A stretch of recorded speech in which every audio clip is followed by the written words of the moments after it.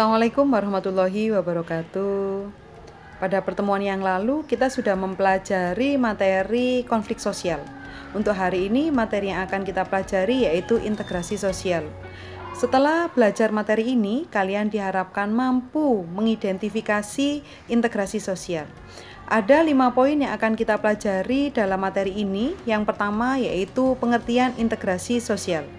Ada beberapa ahli yang mengemukakan pengertian integrasi sosial, tetapi dapat disimpulkan bahwa integrasi sosial merupakan suatu proses penyesuaian unsur-unsur yang berbeda dalam kehidupan sosial sehingga menghasilkan pola kehidupan yang serasi bagi masyarakat tersebut.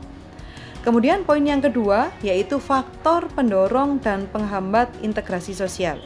Kita bahas dulu faktor pendorong. Ada beberapa faktor yang dapat mendorong integrasi sosial. Yang pertama, adanya perkawinan campur. Yang kedua, adanya kesamaan budaya. Yang ketiga, adanya sikap terbuka. Yang keempat, adanya sikap positif terhadap kebudayaan yang lain. Kemudian yang terakhir, adanya toleransi. Berikutnya, ada beberapa faktor yang dapat menghambat integrasi sosial. Antara lain, yang pertama, masyarakat yang terisolasi. Yang kedua, ilmu pengetahuan masyarakat yang kurang. Yang ketiga, kurangnya rasa toleransi. Yang keempat, tidak terdapat penghargaan dalam perbedaan. Yang kelima, terdapat rasa tidak puas. Dan yang terakhir, kurangnya rasa kesadaran.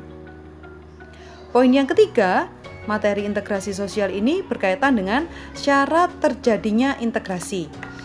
Ada beberapa syarat yang harus dipenuhi agar integrasi sosial ini bisa terjadi. Yang pertama, norma dan nilai berlaku cukup lama dan dijalankan secara konsisten. Kemudian yang kedua, masyarakat berhasil saling mengisi kebutuhan mereka. Yang ketiga, masyarakat berhasil menciptakan kesepakatan bersama mengenai nilai dan norma. Berikutnya, materi keempat atau poin keempat dari materi integrasi sosial yaitu berkaitan dengan bentuk integrasi sosial. Ada beberapa bentuk integrasi sosial. Yang pertama, integrasi fungsional. Integrasi fungsional ini terjadi sebagai bentuk akibat adanya fungsi-fungsi tertentu dalam masyarakat. Kemudian yang kedua, integrasi koersif. Integrasi koersif ini terbentuk karena kekuasaan yang dimiliki oleh penguasa. Yang ketiga, integrasi normatif. Integrasi normatif ini terjadi akibat norma-norma yang berlaku di masyarakat.